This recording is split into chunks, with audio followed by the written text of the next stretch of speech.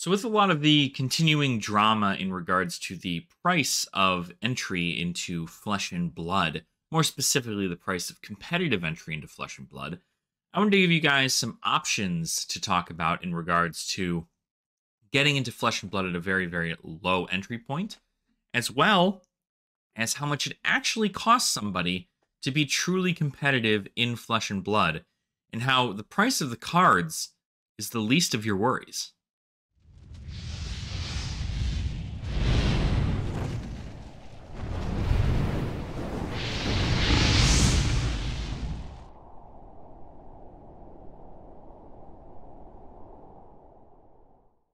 Welcome on in, Dragon Folk. I hope you all are having a fantastic day. I know I am. My name is Alex, and you are all here with me in the Dragon's Lair. Thank you so much for choosing to hang out with me today. We are going to be talking about some pretty niche details in regards to, playing competitively in Flesh and Blood. The TCG that is now rated as the, most expensive TCG to play into right now. And I wanted to talk about some things that are not really so much talked about, right? And this is kind of not to deter anybody from playing competitively, right? Because I think if you do have a competitive spirit and you have the ability to play competitively, there's a lot of reward into it. There really is a lot of reward. But I wanted the people who are new to the game, and more specifically people who may even be new to the TCG space in general, to have a general idea of how the barrier of entry works in a TCG, and how $2,000, for 5 decks is not the general barrier of entry for playing Flesh and Blood. It is more so a entry point for getting a deck to play in competitive play. So let's go ahead and start first and foremost by addressing the competitive side of things, right? The competitive side of things, obviously, you can see another video that we did previously. We had talked about the cost of being competitive in Flesh and Blood, and a video that came out recently that sparked a little bit of drama on the Twitter of Flesh and Blood was that Flesh and Blood is the most expensive TCG to get into, somewhere around like $2,100, $2,200 or something for 5 of the top decks in Flesh and Blood to be played at these big events, right? The ones that won these big events. If you wanted all 5 of those decks, you had to pay $2,200 for just the cards alone, right? Now, first, I want to go ahead and say that in most cases, you're probably only going to be playing one hero, right? That's at least my suggestion. If you're getting into competitive play, pick one hero and stick with that one hero, and the odds are you're not spending anywhere near $2,000. But of course, the cost of the staples that go into these decks is really what's driving up the price of a lot of things. So I wanted to talk about the true cost of competitive play and how that, that little deck that you get for maybe anywhere between $400 to $800 is, one, not necessary for you to be playing if you are brand new to the game, and two, how there's actually more cost to becoming a competitive player than just buying the cards. So let's say you're going to go ahead and start out, right? You're a new player. You want to go ahead and play at an armory, right? You found a place that does armories near you. They're classic constructed armories, and you want to go get into them. But all the people at the armories, after, you're not going to know this before going in there, but you're going to get maybe a pretty budget deck, maybe something like $50 worth of a deck. You're going to get it all together, and you're going to go to your armory. And you may end up going against another new player, and that new, you may get a win out of it. You may go against a very, well-seasoned player, a veteran if you would, and they could go ahead and beat you all the time with their special equipment, their fancy cards, all the cards that are like Command and Conquer and E-Strike and Findel Spring Tunic and Crown of Providence. Just be aware that those cards that they beat you with, those cards that are like, the $200 Crown of Providence, the $200 Findel Spring Tunic, the you know, $90, $80, however many dollars for a Command and Conquer right now. Just know that these cards are not the reason that your opponent may beat you, right? There is not the reason that they beat you. It is not that if you put them in a deck, you are automatically guaranteed to win. Are they powerful cards? Yes, but you can miss Tunic counters. You can forget to filter with Crown of Providence. I've had people, you know, I've seen people block with defense reactions against a CNC and have the opponent who played the CNC just be like, okay, right, that's just fine. Like, there's a lot of different like mentality things that go into playing Flesh and Blood that a lot of people don't realize when you are going up against individuals, right? A lot of people just don't know what their cards do, and sometimes they buy the cards because they expect them to be the reason they win, and then when they don't know how to use them properly, they lose. And then they cry because they bought all these cards, they bought $800 worth of cards, and they can't even win an armory. So the big thing here is, like I said, you spend like $50 or something on a deck, you go to an armory. Let's say you go 1 in 3, right? Let's say you go 1 in 3. You beat one person, but you had 3 losses, right? That is a huge stepping stone in regards to you now having the knowledge of who plays what at your locals, maybe what the popular heroes are into the classic constructed meta. You're able to talk with a bunch of your opponents and find out like interesting things. I've never had a bad time at an armory. Everybody has always been super, super nice. They've given me a whole bunch of information in regards to their own hero, how that hero plays, how your hero plays against that hero, and they give their own little opinions and advice to going into those matchups. I've never had a bad time with that, right? So let's say next time you go, right, you know, you still only have your $50 deck, right? You're still expecting to not do too great, but let's say you go 0-4 this time, right? You go 0-4. It's going to happen, okay? It's going to happen. And with $50 deck, you should just at least be excited that you're going in there and you're playing, okay?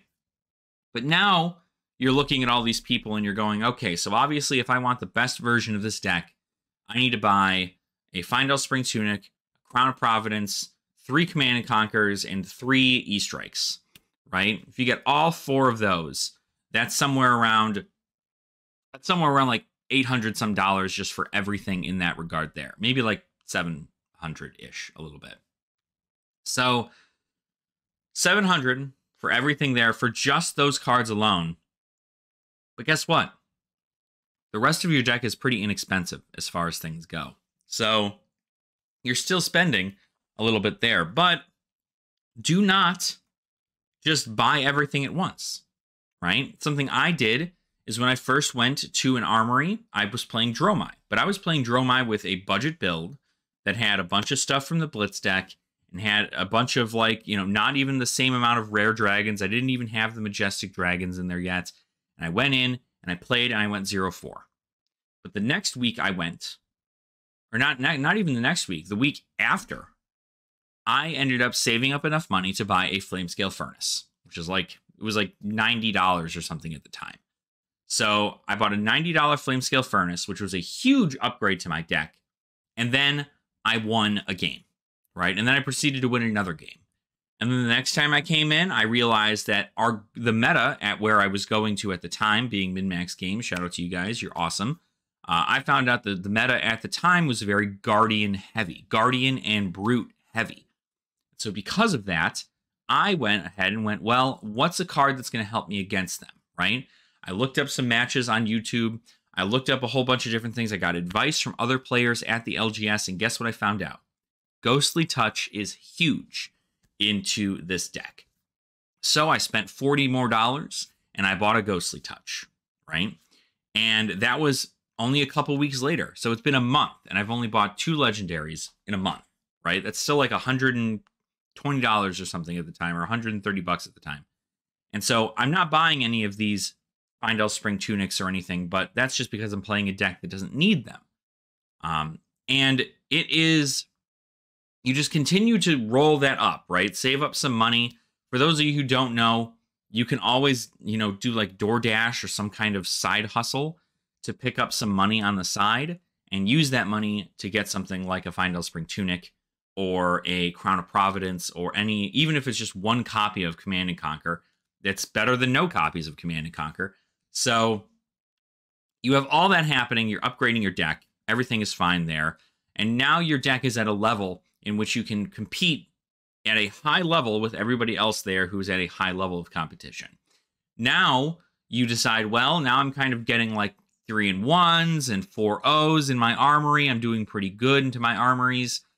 Now, and more importantly, it's not the cards that have gotten you there. It's the skills that you've learned, the consistent reps and matchups you're getting going to these events, and your strategy going into certain heroes. As you go through this time, you want to spend your time learning. You do that exactly by that specific situation. You go to your armories, you face against people, you ask questions, and people will be able to give you advice and talk you through the situation and maybe give you some advice as to how many of this card you should play, how many of this card you should play, so on and so forth. But now you've got all that knowledge and you've got a little bit more of the cards you might need. And now you are deciding, well, ProQuest season's coming up or Road to National seasons is coming up like it is now. I want to go play in those so I can try to qualify for an event.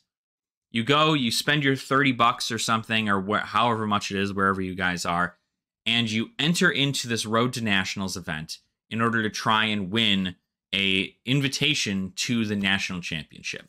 You go there, and you go 3-3, 4-3. You go 4-3. Right? Let's just say it's 7 rounds of Swiss. You go 4-3. Okay, you bubble, you can't make it in. Okay, what does that say?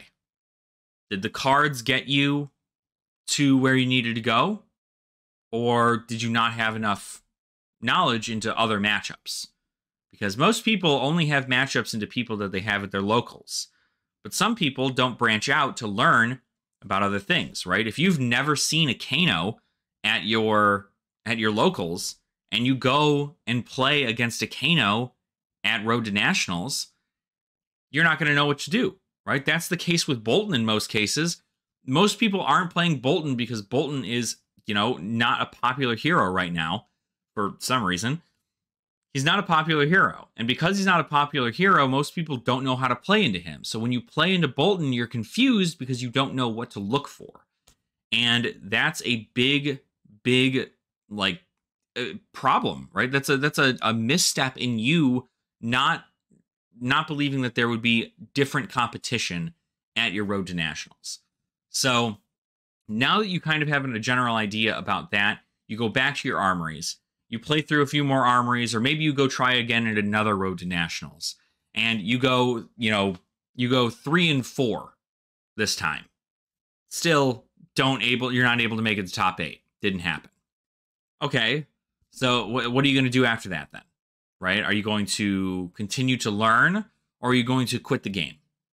Well, you're going to continue to learn, hopefully. If you are in a competitive mindset and you want to get better as a player, you're going to continue to learn. You're going to talk to your peers. You're going to watch content online. You're going to do all this stuff, and you're going to practice on Talishar if need be, even though Talishar is not like the best place for practice, I would say, but it is an available resource for you to use. There are not just scummy people who are testing jank decks on Talishar.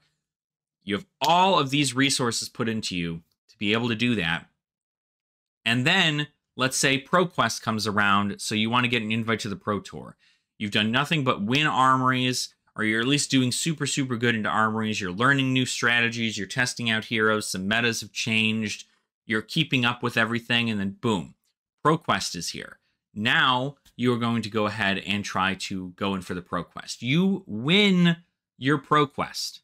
Okay, now that your ProQuest is won, you have an invite to the Pro Tour. What does that mean?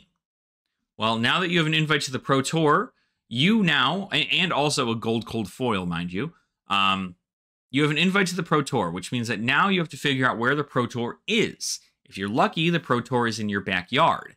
If you're not lucky, the Pro Tour is in some place around the world that's going to take you well over 20-some hours worth of travel by car, or you're going to have to fly there, which means you're going to have to buy plane tickets.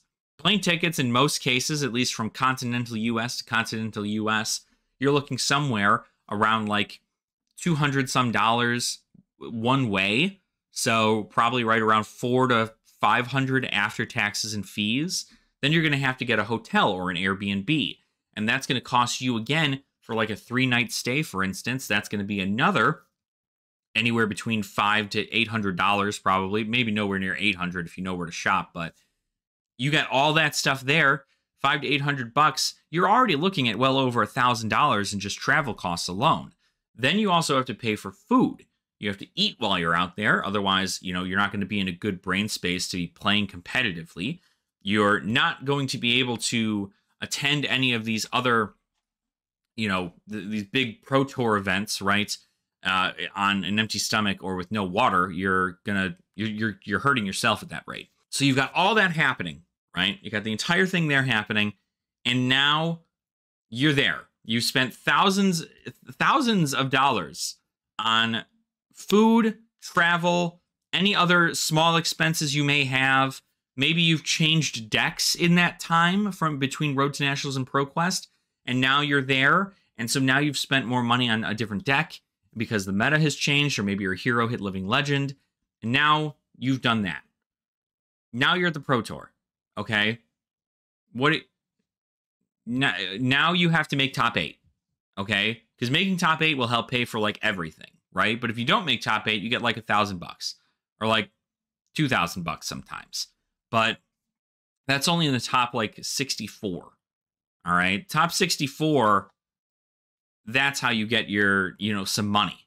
But if you don't make top 64, you've spent thousands of dollars to get to this place, which granted has other events to go to if you end up doing bad in the Pro Tour. So there are other things for you to do, such as callings, battle hardens, commoner world guide events. There's tons of awesome stuff, drafts, tons of cool things. On top of the Pro Tour being a big expense to go to, you also have to realize that this entire time that you've only been playing CC because it's what you spent all your money on, and you just can't be bothered to worry about anything else because you're only playing CC because you want to be a competitive CC player. Guess what? You forgot that there's a draft portion in Pro Tour. You forgot there was draft. 6 rounds of draft, mind you. So 6 rounds of draft that you are not personally prepared for, which, mind you, draft costs a whopping like $15 at an LGS to play. Doesn't cost $400. Doesn't cost $500. It costs you $15 to learn draft. One of the largest parts of any of these big formats, whether that be with the World Championship, whether that be Nationals, whether that be Pro Tour. Draft is a big part of these big tournament events. And so if you're bad at draft but really good at CC, you're still not going to win. You're going to bottom out, right? So it is one of those things you have to realize, right? I'm not even going to talk about possibly getting into the top 8 because you're just not there yet, all right? This is all the costs that are coming into you for just playing the game at a high competitive level, all right? And this, again, is not to deter anybody from playing at a high competitive level. I just want you guys to realize that these are the costs that come with trying to be at a competitive level. So even though everybody's talking about how Final Spring Tunic is $200, Crown of Providence is $200, Command and Conquers are like $100 a card right now. It is so hard to get into Flesh and Blood competitively because all the other people who are already veterans into the game have these cards. So how about this? Ask your fellow local game store, players whether or not they have an extra. If they have an extra to let you use for the event. Problem is, most cases, people don't.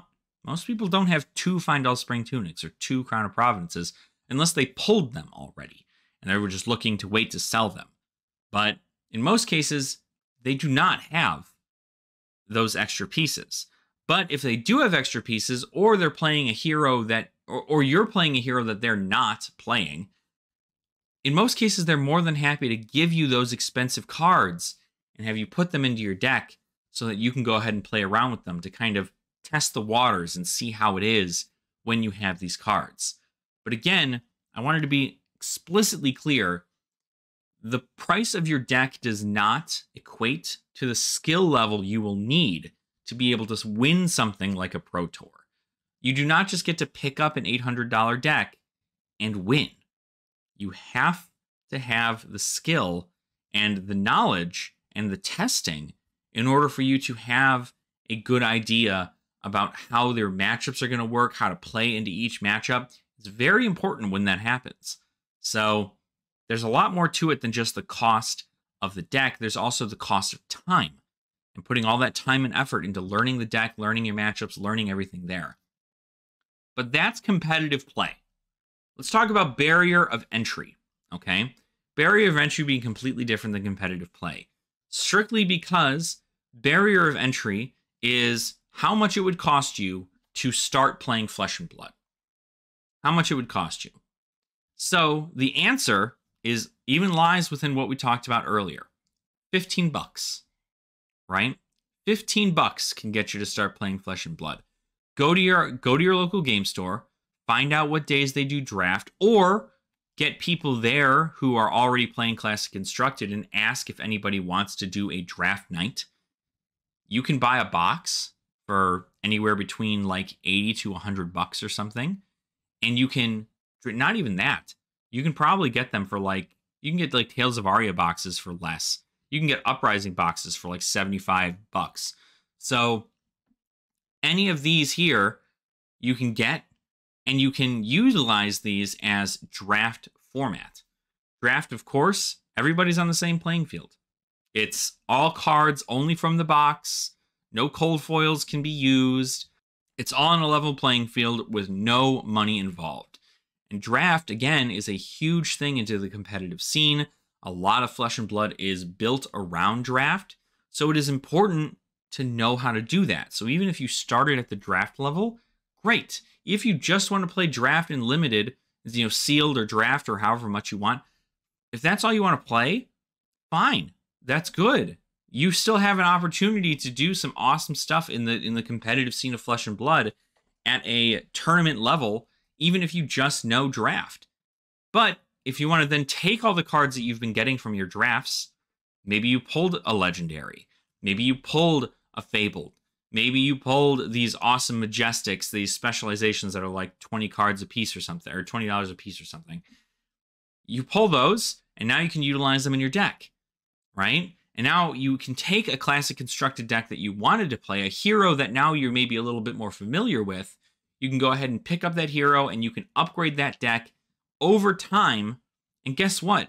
Even if it took you 3 months to build the deck, even if it took you 6 months to build the deck, as long as the hero is not like super close to Living Legend or is like dominating the meta to the point where they're going to have to ban a card, you are going to be fine playing whatever for as long as need be, right? It's not going to matter. For as long as need be, you're going to be able to play that hero. And even later on in the game, right? When the Living Legend system hits and people want to start playing a Living Legend format, that's still available to people. And you'll still have the cards to be able to play those things and to enjoy a Living Legend format when that occurs. So that's what I'm really trying to get at here, is the barrier of entry for draft or sealed or anything, $15, right? Easy stuff. But it's also on the LGSs to make their own way into getting new players into the game, right?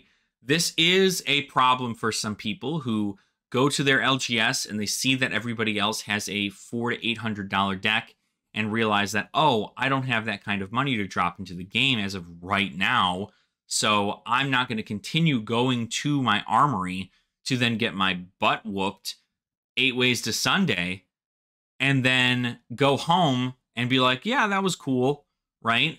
Most people don't think like that. But the losses in Flesh and Blood are actually important. You learn what the matchup is like, and there are budget options for you going into the game. So just be aware that there are budget options. You do not just need these really expensive cards. But it is on the LGSs to also provide a more budget-friendly experience for players, whether that be draft or sealed or commoner.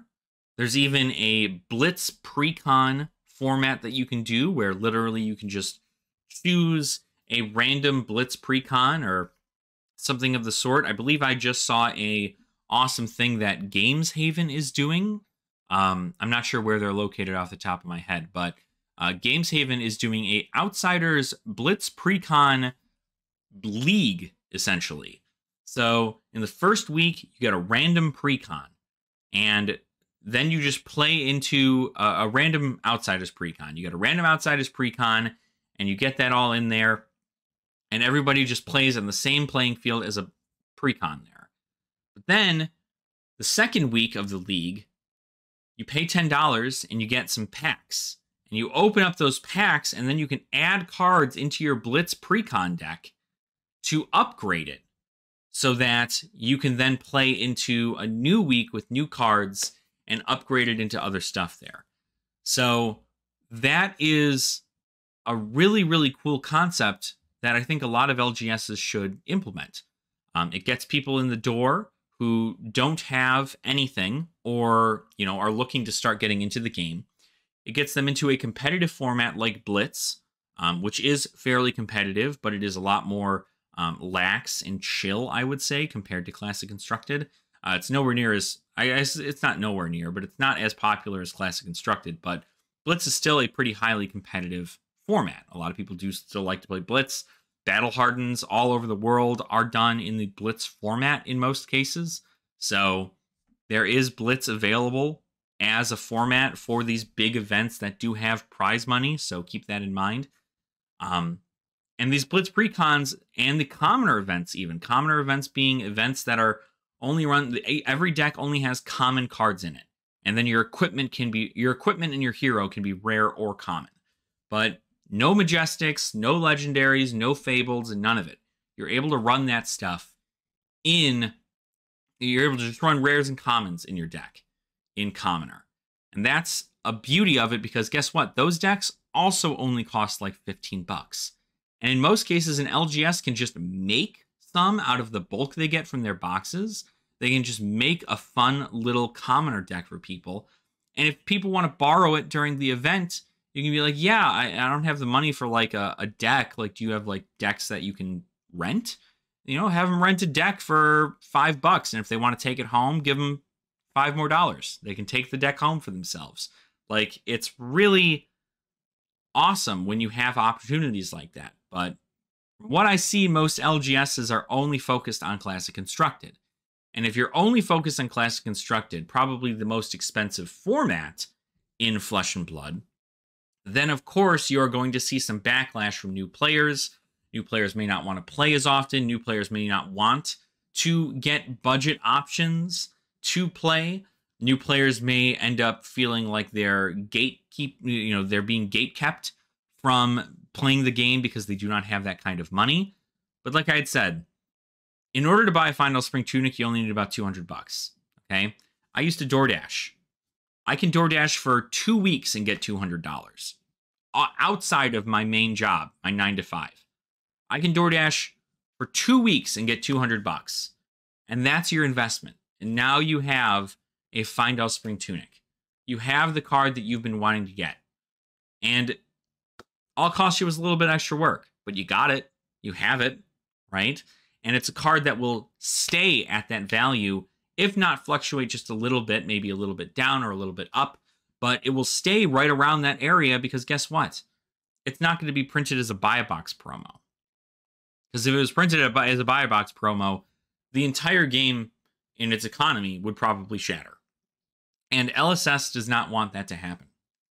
They want your cards to have value. There's a reason they made a legendary 1 in every 4 boxes.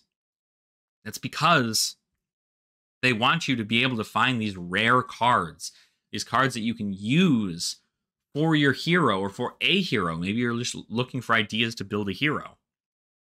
They're available there for you. But a lot of people get the cost of entry and the cost of playing at a high competitive level and they get them mixed up, right? The cost to play at your locals should be $15 if you're a new player, right? Play some draft, play some sealed, right? Play some commoner. If your LGS does not do commoner or blitz precon events, you should ask them to start doing that. If you're a pioneer for Flesh and Blood and you've been going to LGSs for a long time and you see that a crowd is not forming at an LGS, maybe ask the LGS owner if they want to do a blitz precon night where, X person can bring in X amount of people who may be trying to get themselves into the game, and you can do a blitz precon night where for $20 you get a blitz precon deck of whatever, set you want, and you just go ham and go into one another. Teach people how to play the game. It's super great, and it certainly will help out LGSs in growing their own community in Flesh and Blood. And as time goes on, you can add in things like Classic Constructed events, or maybe just make one night a Classic Constructed event, like a Saturday or something. And you can make every other night something like a draft, or a blitz precon, or a commoner, or a blitz, whatever you want it to be, because those are going to get new players in. It's going to bring new retention into your LGS, and it's going to keep the longevity of the players in the game because they're not going to feel like they have to spend hundreds or thousands of dollars to get into the game. Whereas if all you do is play Classic Constructed, you're going to get a lot of people who are kind of sad about it. But like I said, barrier of entry right around $15 to maybe $30. That's the barrier of entry to get into Flesh and Blood. The cost to play competitively in Flesh and Blood, I'm talking high-level Pro Tour, World Championship, National Championship events. Those are thousands of dollars there. Thousands of dollars to play at a competitive level. $15 to $30 to get into the game. That's the real cost. So I just wanted that to be the takeaway from all this. I know this is a very long video. I don't even know how many of you guys are still watching this right now, but I just wanted to be aware that these are the options going through Flesh and Blood. The game is amazing. I love everything about the game. I love everything about the collectability of the game. I love everything about even the price of the cards, right? The price of the cards is great because that means that my cards will retain value, and if an emergency comes up, and maybe I don't have, I need to get a couple $100 out of my pocket because I blew a tire on the highway, I can do that. I can sell that and then just mitigate doing something else. One of the reasons I do a lot of collecting in Flesh and Blood is because a lot of my content and a lot of the stuff that I do in Flesh and Blood is based around budget things. Commoner decks, playing Clash, which is another very budget format. There's tons of ways to play Flesh and Blood for a super, super cheap cost. And it's not talked about enough on YouTube. And I think that's really I think that's really the big takeaway, is that these formats are not talked about enough.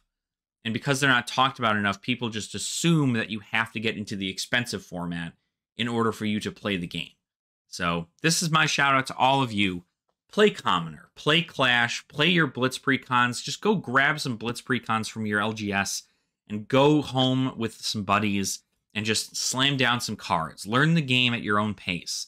And if you're looking to do something at an LGS level, you can go ahead and ask the owner of your LGS if they are okay doing something like that. If they're okay doing a Blitz Precon event. It'll get people in the door, it'll get revenue, it'll get people to buy those Blitz Precons, because in most cases, a seasoned Classic Constructed player will never be buying a Blitz Precon. They just won't. In most cases, they will not be doing that. So why even order them, right? The purpose is to utilize them for awesome nights like this. It also helps with burnout, mind you. It also helps with burnout because now these Classic Constructed players don't have to worry about Classic Constructed. They can play something relaxed and just kind of super chill like a draft or a sealed, or they can play something like Commoner, or they can play something like with these Blitz Precons. There's something there for people to play. And it's a nice distraction from the super competitive heavy stress meta that is Classic Constructed. And I feel like that's really, really cathartic for a lot of people who are experiencing burnout in Flesh and Blood these days. So thank you guys so much for watching. I do really, really appreciate your support. I hope that this kind of put things into perspective for you. If you guys have any kind of, insight on your own ends, please let me know in the comments down below. Let me know how much you guys, if any of you guys are pro players, how much you guys have spent on, pro player adventures to go to these big championships. Let me know if you're a new player, how your experience has been at your LGS. If you're a veteran player who just goes to armories and hangs out there, what's your experience been with your LGS? I'd love to hear from you guys in the comments below. Again, we want to make this a discussion topic. We want to make sure that we can talk about these things because there's not a lot of people are throwing a negative at this. And there's not a negative. It's just people aren't talking enough about positive things like, a barrier to entry. So hopefully this information got to you guys and gave you some insight as to what was going on in the world of Flesh and Blood. Again, feel free to like the video if you like this one. And also subscribe to the channel if you like more content like this. We can continue talking about these things and go on from there. So, again, thank you guys. I do appreciate it. Let me know in the comments what you thought. And I will see you all very soon. Nerd out. A big shout out to all the patrons who help support this channel in a way that I never would have expected. You guys are absolutely amazing. If anybody is looking to join our Patreon, feel free to check out the link in the description below, and you can get your name up here as well. Thank you guys so much. Have a wonderful rest of your day.